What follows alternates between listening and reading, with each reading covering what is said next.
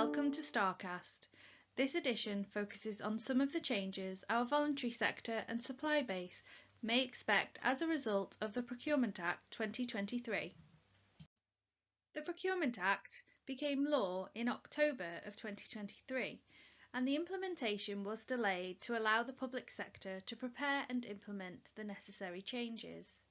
The go-live date is set for the 24th of February 2025.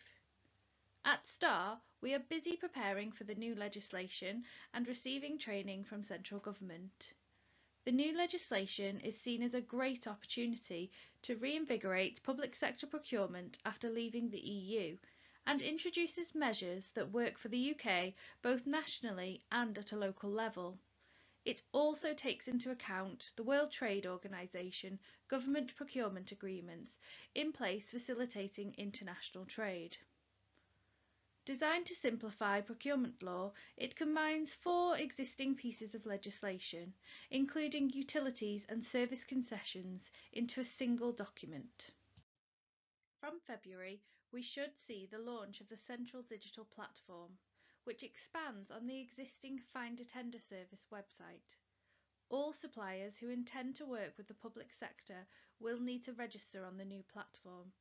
It is intended to reduce fraud and provide a way to track performance of suppliers, but also have all opportunities in one single place to make it easier to bid for new work. It will be linked to the common e-senders such as the chest. The current supplier questionnaire, or SQ, will be replicated to some extent on the platform, and this information will be pulled through to the chest and other e-tendering sites, removing the need to complete the same qualifying information for every tender. You will just need to ensure the Central Digital Platform is kept up to date. By having unique identifiers for suppliers, central government are hoping to improve data on public spending, compliance with payment terms and supplier performance. The Act is very clear on its expectations for transparency. Often it has been confusing for the supply base to track contracts throughout their life cycle, especially if you haven't been directly involved in the tender process. There are now 17 different notices up from 4. These notices will be the main source of information to a supplier, not only for those involved in the tender process, but also when looking to track a contract to perhaps gather market research or looking for subcontracting opportunities. Notices will act as the guide for sharing information publicly. There will now be a mechanism to advertise for pre-market engagement when it's required. Tender notices remain largely unchanged in practice, and the award for high-value contracts will also include the need to publish a copy of the contract. Again, high-value contracts will require appropriate performance measures to be built into the contract.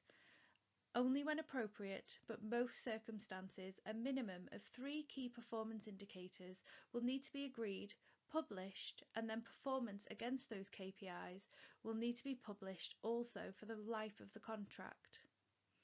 Adhering to 30-day payment terms will be tracked, and failure to meet them will need to be published, as will the payment of large sums of money above £30,000 should be published every 6 months. Finally, when a contract comes to an end, a termination notice will be published declaring its end of life and providing the market with a summary of the contract expenditure. Local spend and social value are still a priority under the new regime. Not only does the legislation make it explicit that the tendering authority must remove barriers to entry for SMEs, but also ensures that any tendering process is not unnecessarily burdensome for suppliers. The Procurement Act is set to allow councils to identify local areas to restrict participation in tendering for below-threshold contracts by relaxing some of the sections of the Local Government Act 1988, a move which should assist us in supporting our local markets more.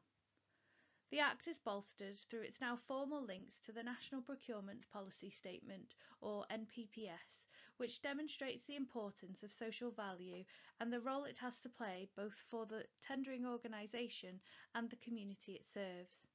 Our local SMEs and voluntary sector are able to deliver some of the most meaningful and impactful social value in our local areas organically, and any opportunity to encourage services remaining local is an opportunity for social value. Going forward, there will be 3 procedures available for tendering. The open and direct procedures are largely similar to the old regime, but we do see the introduction of the new competitive flexible procedure. This new procedure allows for innovative tendering practices, allowing the buyer to establish multi-stage processes, meaning stages could be dedicated to dialogue, presentations, or negotiations, for example. Suppliers should be mindful of this when tendering under this procedure. It is likely that each process could differ, and it's important to understand the expectations and the resources required to participate in each of the stages. Each stage should be clearly outlined in the tender documents. With this being said, it is still a requirement that the Council does not design a tender process which is unnecessarily burdensome for suppliers. It must be proportionate. So there will be a fine balance to achieve. The competitive flexible procedure is not an entirely new concept. It is born from the success of a very similar procedure used under the light touch regime in health and social care sectors, which has brought the councils closer to their markets and understanding of pressures and priorities on both sides of the table, resulting in some innovative contract solutions. The hope is that enabling tendering in this way will invigorate the market and encourage innovation and achieve the best results for the council, using negotiation skills and dialogue to ensure best value. The changes to frameworks and dynamic markets look to move away from locking suppliers and new entrants out of appropriate markets. Open frameworks can be opened up to new entrants throughout its term at specified points in time. Lots with multiple suppliers will require mini-competition to award work when the need arises to call off. Dynamic markets welcome new entrants who are able to demonstrate they meet the required criteria at any point. Again, these will require those approved to participate in a call-off exercise to determine the most advantageous tender per activity. If you hear reference to these, know that this may not be a missed opportunity, and you should be able to find out how and when you can participate in the near future. The Act seeks to standardise the information that suppliers are provided following an unsuccessful tendering opportunity. These will be provided in the form of assessment summaries and should be expected following every above-threshold tender. Assessment summaries should contain a breakdown of how the bid performed against each of the award criterion, with an explanation of the scores given. Using this information constructively can help improve bid writing in future. By using the same style, it will enable suppliers to become accustomed to the information in an easy-to-interpret format. Further, in contracts with a value above £5 million, a redacted copy of the final contract will be published, as will the successful tenderer's performance against the listed KPIs, so other suppliers can track how the contract will work and how well they perform. Commercial information will of course be redacted, and you can identify in your bid submission information which you consider to be commercially sensitive so that it is not published. As well as improving transparency, there is a move to improve accountability, both for the buying organisation and the supply base. The Procurement Review Unit will provide checks and balances on organisations to make sure they adhere to the legislation. The PRU will be split into 2 sections. One, looking at the buying organisation and how they are carrying out procurement activity, which is mindful of the aim of the new rules. And the second section will be responsible for the debarment of suppliers who engage in excludable activities such as fraud or threats to national security. They will issue sanctions prohibiting these organisations from competing for any public sector opportunities for a set period of time, or until the organisation can provide evidence that they have rectified the issue, known as self-cleaning. Through the performance data published on large contracts, or publication of a termination notice where poor performance was at play, this will now be public information and may be considered as part of future tender exercises with not only the aggrieved buying organisation but other organisations who are now party to the information. This additional accountability is there to protect the public purse and ensure it is being spent responsibly and promises made at tender stage are delivered upon during the life of the contract.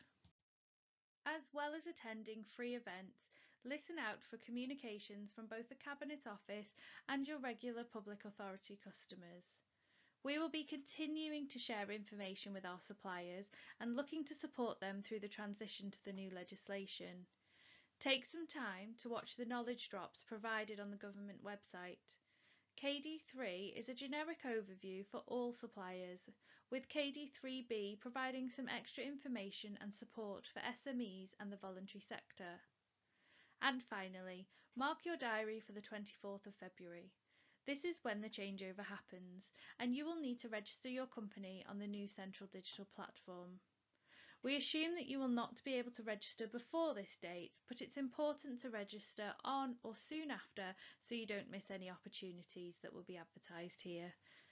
Once registered, you are given a unique identifier code that you will be able to enter onto the chest when tendering with any of our star councils. The chest will continue to be our tendering platform, but you will need to have also registered on the central digital platform as this is now mandated by law. Thank you for listening to this edition of STARCAST. If you have any questions, please do get in touch with us on procurement@star-procurement.gov.uk.